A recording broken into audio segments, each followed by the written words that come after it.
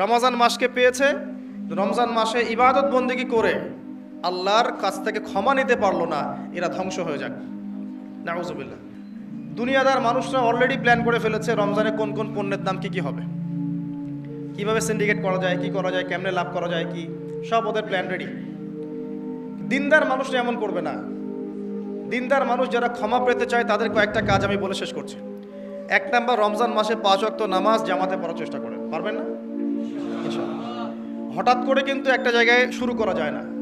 রমজান থেকেই শুরু করব এমনটা করা যাবে না, কিন্তু আগে থেকেই স্টার্ট করতে হবে, তাহলে রমজানে গিয়ে আপনি ফ্লো সৃষ্টি করতে পারবেন। ফ্যান ছেড়েছেন, ফ্যানটা কি ধাপ করে এত জোরে হয়েছে? আস্তে আস্তে আস্তে আস্তে বেড়েছে। একটা স্পিড আসতে সময় লাগে।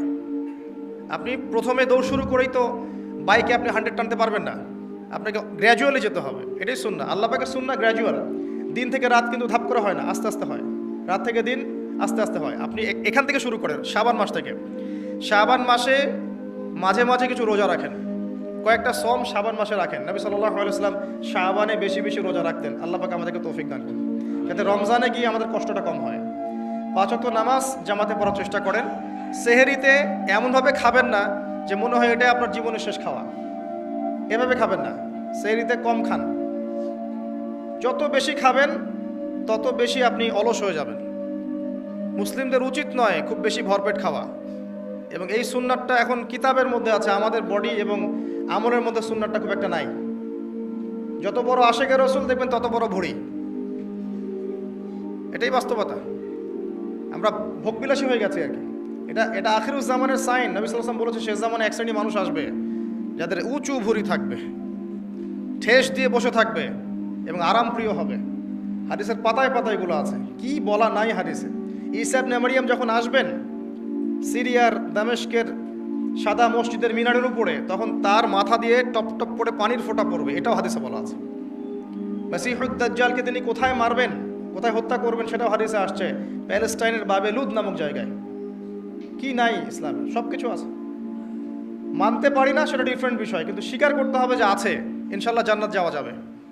মানতে পারি না, আমল করতে পারি না, প্রতিবন্ধকতা আছে, সেটা আল্লাহ পাক এক্সকিউজ নেবেন হয়তোবা, কিন্তু আগে স্বীকার করতে হবে, আকীদা ঠিক করতে হবে যে হ্যাঁ এখানে সলিউশন আছে। আল্লাহ পাক এতটুকু করার তৌফিক অন্তত আমাদেরকে দান করুন। ইফতারেও কম খাবেন। ইফতারে সারাদিন রোজা রেখে বেশি খাবেন না। খেতে হলেই পেটের 1 ভাগ খান, 1 ভাগ ফাঁকা রাখেন, আপনি ইবাদত করে স্বাচ্ছন্দ্য বোধ করবেন। ইফতারে বেশি খেলে তারাবির নামাজ পড়তে পারবেন না, এবং তারাবি জামাতে পড়ার চেষ্টা করবেন। তারাবি সালাতে সুন্দর করে লম্বা করে পড়ার চেষ্টা করবেন, সময় লাগুক 1 ঘন্টা 2 ঘন্টা। সবচেয়ে উন্নত মানের হাফেজকে রাখবেন, যার তেলাওয়াত শুনলে নামাজে মনোযোগ বাড়ে, সুমধুর তেলাওয়াত করবে, পুরো কোরআন খতম করবে। আমরা মনোযোগের সাথে তারাবি পড়বো ইনশাআল্লাহ। তারাবি সালাতের মাঝখানে দোয়া করবেন, সেজদায় বেশি বেশি দোয়া করবেন। রমজান মাসে দোয়া কবুল হয়। রোজা রাখা অবস্থায় বেশি বেশি দোয়া করবেন, নিজের জন্য, পরিবারের জন্য, আত্মীয় স্বজনের জন্য, দেশের জন্য, উম্মার জন্য, সবার জন্য দোয়া করবেন। দোয়ার মধ্যে সাম্প্রদায়িক হবেন না, স্বার্থপর হবেন না, সবার জন্য দোয়া করতে শেখেন। আল্লাহ পাক আপনার দোয়া বেশি বেশি কবুল করবেন ইনশাআল্লাহ। রমজান মাসে যাকাতগুলো দিয়ে দিবেন। যাকাত হচ্ছে ইসলামিক ইকোনমিক্সের বেস, যাকাতটাই বেস।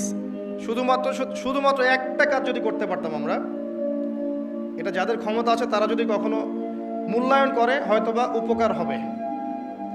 এই দায়িত্ব আমাদের না, আমাদের দায়িত্ব শুধু প্রচার করা।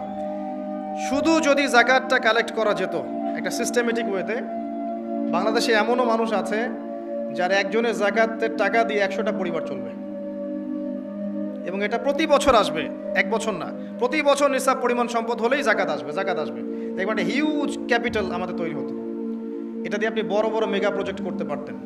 দুর্ভাগ্যজনক, এটাতে আমরাই যাকাত দিতে চাই না। অনেক মুসলিম আছে নামাজ পড়ে যাকাত দেয় না, অনেক মুসলিম আছে নামাজ পড়ে সুদ খায়, নামাজ পড়েই ঘুষ খাচ্ছে, নামাজ পড়েই দুর্নীতি করছে। নামাজি ব্যক্তি, কপালের সেজদার দাগ আছে।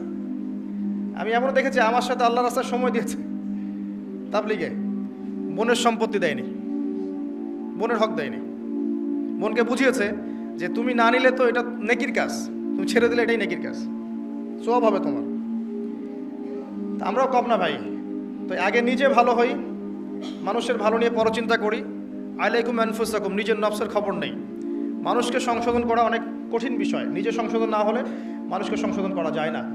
এটাই আমাদের সমস্যা, আমরা আগে নিজেরটা চিন্তা না করে মানুষেরটা চিন্তা করি। আল্লাহ পাক আমাদেরকে বোঝার তৌফিক দান করুন, বক্তা শ্রোতা সবাইকে আমল করার তৌফিক দান করুন। রমজান মাসে আরও কিছু কাজ করবেন, বেশি বেশি ইফতার করাবেন, বেশি থেকে বেশি মানুষকে ইফতার করাবেন। পারা যাবে ইনশাআল্লাহ। একজন রোজাদারকে ইফতার করালে ওই ব্যক্তি রোজার নেকি আপনি পাচ্ছেন, এবং আপনার নেকি থেকে কাটা হবে না, বরং আপনাকে এক্সট্রা বোনাস দেওয়া হবে। প্রত্যেক দিন মসজিদে আসর থেকে মাগরিব পর্যন্ত হাদিসে দার্সে হাদিসের ব্যবস্থা করেন। এই যে আপনাদের এখানে মুনতাখা হাদিস বই আছে না, মুনতাখা হাদিস, ফয়জুল কালাম, তারপরে এই যে রিয়াদুস সালেহিন, এই বইগুলো আছে, মিশকাত, এখান থেকে দার্স দিবেন। আসর থেকে মাগরিব পর্যন্ত এগুলো চলবে। মাগরিবে মানুষ আসবে, এখানে সবাই মিলে ইফতার করবে। করা যাবে না? ইফতার করাবেন, পরিবেশ মজা থাকবে। ইফতার যারা বাসায় করবেন, আমার অনুরোধ হচ্ছে পরিবার বর্গকে সাথে নিয়ে ইফতার করেন, যাতে ছোট ছোট বাচ্চারা দেখে যে আমরা এভাবে ইসলামিক সংস্কৃতি দেখে বড় হয়েছে। এখন এক একটা পরিবার এক একটা জগৎ, একটা ছাদের নিচে 10টা জগৎ, কারণ 10 জনের হাতে 10টা ফোন, এক একজন এক একটা ঘরে, ফোনের মধ্যে এক একটা ওয়ার্ল্ড, এক একটা জগৎ, কারোর সাথে কারো কথা নাই, আত্মকেন্দ্রিকতা। আর পাশে কে ফ্ল্যাটে কে আছে তো দেখার সময় নাই। তো পরিবারের সদস্যদেরকে নিয়ে ইফতার করেন। আরেকটা নসিহত করব, রমজানের যে বাজার, এই বাজারটা আগেই করে রাখেন। রমজান মাসে বেশি বেশি বাজারে যাবেন না, সময় নষ্ট করবেন না, বেশি বেশি কোরআন তেলাওয়াত করবেন। রমজান মাসে কোরআন তেলাওয়াত এজন্য করবেন, কোরআন এই মাসেই নাজিল হয়েছে। অন্তত একটা বার খতম দেওয়ার চেষ্টা করুন। পারা যাবে? আলিফ লাম মিম থেকে একদম মিনাল জিন্নাতি ওয়ান নাস পর্যন্ত প্রত্যেকদিন এক পারা করে পড়েন, 30 দিন 30 পারা হয়ে যাবে। পারা যাবে না? যারা হাফেজে কোরআন আছেন এই মাসে কোরআনটাকে হিফজ করবেন, আরও ভালো করে চর্চা করবেন। যারা আরও বড় স্কলার আছেন কোরআনকে গবেষণা করবেন, কোরআনের দার্স দিবেন, মানুষকে কোরআনের কথা বলবেন। এটা একমাত্র কিতাব, এটা একমাত্র কিতাব যার মধ্যে প্রতিটা বিষয়ের সলিউশন আছে, এবং এটা মানুষের ভিতর ঢুকে গেলে আপনাকে তখন তরোয়ারির জোরে ইসলাম আর কায়েম করতে হবে না। ইসলাম এভাবে কায়েম হয়েও নাই, মানুষের মন পরিবর্তনের মধ্য দিয়ে ইসলাম কায়েম হয়েছে। তো কোরআন মানুষের ভিতরে ঢুকিয়ে দেন, অটোমেটিক দেখবেন সে আল্লাহর পথে চলে আসবে ইনশাআল্লাহ।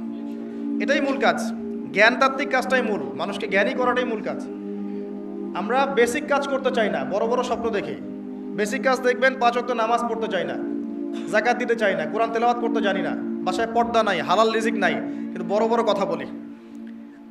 ব্যক্তি জীবন ঠিক করা উচিত আগে, বড় বড় কথা অনেক পরে। এগুলো সময় না, এখন প্রাইমারি লেভেলের কাজ ঠিক নাই, ভিত্তি ঠিক নাই, আপনি বাড়ি বানাবেন কিভাবে? রমজান মাসে কোরআন তেলাওয়াত করেন, বেশি বেশি আল্লাহ জিকির করেন। হিসনুল মুসলিম একটা বই আছে, হিসনুল মুসলিম, বইটা মুখস্থ করে ফেলেন। বইয়ের মধ্যে প্রচুর জিকির দেওয়া আছে, দোয়া দেওয়া আছে, এগুলো করেন। রমজান মাসে আল্লাহ আপনার দোয়া কবুল করবেন ইনশাআল্লাহ। তারাবির নামাজ পড়েন, একসাথে ইফতার করেন, বাজারগুলো আগে করে ফেলেন, বাজারে বেশি সময় দিবেন না। আর স্পেশালি শেষের দশকে মহিলাদের হাতে টাকা পয়সা দিবেন না, যাতে তারা মার্কেট ঘুরে পরিবেশ নষ্ট করে, এই কাজটা করবেন না। আপনি বাজারঘাট করে দিবেন। শেষ দশকে দেখা যায় যে আমরা আমাদের টাকা পয়সাগুলো বাসায় ফ্যামিলি থেকে দেই, বা শেষের দশকে সারা মার্কেট ভর্তি, এরা ঘুরে বেড়াচ্ছে মার্কেটে, লাইলাতুল কদরের কোনো খবর নাই। ইভেন আমরাও শেষের দশকে দেখবেন মার্কেটে আরও বেশি ব্যস্ত হয়ে যায়। এত ব্যস্ত হতে হবে কেন? একটা নতুন জামা দরকার, তো এটা এখন কিনে ফেলেন। এখন ঈদের নিয়ে একটা জামা কিনে ফেলে রেখে দেন না, সমস্যা কি? শেষ দশকে আল্লাহ রাব্বুল আলামিন বলেছেন একটা রাত আছে, যেই রাতে ইবাদত করলে 1000 মাস ইবাদতের নেকি পাওয়া যায়। এই রাতে আপনি যা চাবেন তাই পাচ্ছেন। ওই রাতটা নবী সাল্লাল্লাহু আলাইহি ওয়াসাল্লাম ফিক্স করে দেননি, বলেনি যে 87 হবে, 29ই হবে, 23ই হবে, কখনো না।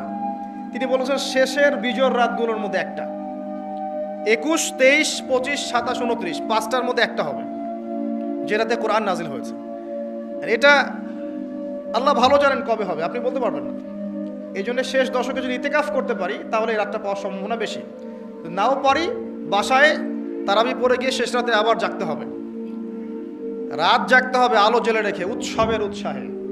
এভাবেই রাত জাগতে হবে, জাগতে হবে রাত আলো জ্বেলে রেখে, উৎসবের উৎসাহে। আল্লাহ পাক আমাদেরকে বোঝার তৌফিক দান করুন। এরপরে ঈদের দিনের আগে ফেতরা দিয়ে দিবেন, সাদাকাতুল ফিতর দিয়ে দিবেন, আল্লাহর ওয়াস্তে জাকাত দিয়ে দেন। জাকাত না দিলে আপনার এই সম্পদটা আপনাকে এই কপালে, গালে, পিঠে আর বুকে আল্লাহ রাব্বুল আলামিন ধাতুতে পরিণত করে কিয়ামতের মাঠে লেপটে দিবেন। নাউযুবিল্লাহ। বলবেন হাযা মা কানাসতুম লিআনফুসিকুম, এটাই তো এই সম্পদ যা তুমি জমা করেছিলে, আমার হক দাওনি। এই রমজান মাসে এই আমলগুলোর মধ্য দিয়ে আমরা তাকওয়া অর্জন করতে পারবো ইনশাআল্লাহ, আল্লাহর ক্ষমা পাবো ইনশাআল্লাহ। এবং আশা করা যায় এই ওসিলায় আল্লাহ পাক আমাদের সবাইকে পরকালেও নাজাত দিয়ে দিতে পারেন। এবং রমজান মাসে একটু মানব সেবামূলক কাজ করার চেষ্টা করবেন, এতিমদের পাশে দাঁড়ান, বিধবাদের পাশে দাঁড়ান, বৃদ্ধ বৃদ্ধাদের পাশে দাঁড়ান, কিছু করেন সমাজের জন্যে, দেশের জন্যে, উম্মার জন্য কিছু করেন। আপনার যে প্রতিভা আছে এটা দিয়ে কিছু করে যান। ভালো কিছু করলে বৃথা যাবে না, ইনশাআল্লাহ পরকালে পাবেন। দুনিয়াতে আপনি পান বা না পান, পরকালে পাবেন ইনশাআল্লাহ তাআলা। আর আমরা ব্যবসায়ীদেরকে রিকোয়েস্ট করব, শেষ কথা, রমজান মাসে আল্লাহর ওয়াস্তে জিনিসপত্রের দাম বাড়িয়ে দিবেন না, কৃত্রিম সংকট তৈরি করবেন না, সিন্ডিকেট করবেন না, নিত্য প্রয়োজনীয় জিনিসের দাম বাড়িয়ে দিবেন না। এই মাসে বরং দাম কমিয়ে দেন, আল্লাহ আপনার ব্যবসায় বরকত দিবে ইনশাআল্লাহ। এই মাসে যারা কাপড়ের ব্যবসায়ী কাপড় দেন, খাবারের ব্যবসায়ী খাবার খাওয়ান, দাম কমিয়ে দেন, দেখবেন আল্লাহ আপনার রিজিকের দায়িত্ব নিয়েছেন। আপনি আপনার রিজিকের দায়িত্বশীল নন। যদি মনে করেন যে আপনি আপনার রিজিকের দায়িত্বশীল, আপনি শিরক করছেন। একজন ব্যক্তি সুদের চাকরি করছে, সে যদি মনে করে এই চাকরি ছেড়ে দিলে আমার পরিবার চলবে না, আমি চলতে পারবো না, তাহলে ইনডাইরেক্টলি সে বলছে যে সে তার রিজিকের দায়িত্বশীল। সে চলতে পারবে কি পারবে না কে জানে এটা। এমন অনেক মানুষ আছে যাদের কানে এই লেকচারগুলো পৌঁছেছে সুদ সংক্রান্ত, তারা 60,000, 70,000, 80,000 টাকার চাকরি ছেড়ে দিয়েছে, কৃষিকাজ করছে, কফি শপ দিয়েছে, কাপড়ের ব্যবসা করছে। এখন আমাদেরকে মেসেজ পাঠায়, আমাকে বলে ভাই পরিবারে বরকতের শেষ নেই আলহামদুলিল্লাহ। আগে বরকত ছিল না, 1 লাখ টাকা বেতন পেতাম, মা অসুস্থ, বোন অসুস্থ, স্ত্রীর সমস্যা, এই ক্যান্সার, ওই অসুস্থতা, এখন কোনো রোগ নাই, আল্লাহ ভালো করে দিয়েছেন। তো আল্লাহ পাক বারাকা দিবেন, হালালে থাকেন আল্লাহর ওয়াস্তে, হারামে যায় না। বেসিক কিছু কাজ করেন, পড়াশোনা করেন, কোরআন তেলাওয়াত করেন, কোরআনটা বোঝার চেষ্টা করেন, নবী সাল্লাল্লাহু আলাইহি ওয়াসাল্লামের সুন্নাহ মতো চলার চেষ্টা করেন, পরিবারের আদর্শটা ঠিক করার চেষ্টা করেন, হালাল খান, মানুষকে ইসলামের দাওয়াত দেন, অমুসলিমদেরকে ইসলামের সৌন্দর্য ফুটিয়ে তোলেন, যাতে করে তারা এই সৌন্দর্য দেখে ইসলামের দিকে আসতে পারে।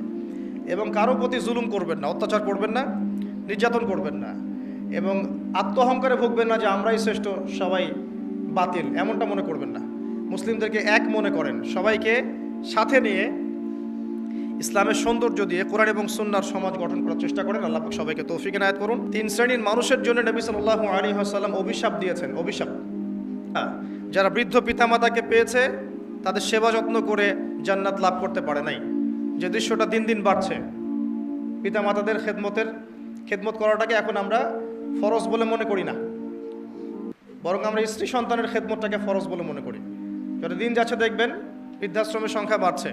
বৃদ্ধাশ্রমের কোনো জায়গা নেই ইসলামে, বরং মায়ের পায়ের নিচে সন্তানের বেহেশতের কথা বলা হয়েছে। পিতার সন্তুষ্টিতেই সন্তানের জান্নাত জাহান্নাম নির্ধারণ হবে, এমনটা বলা হয়েছে।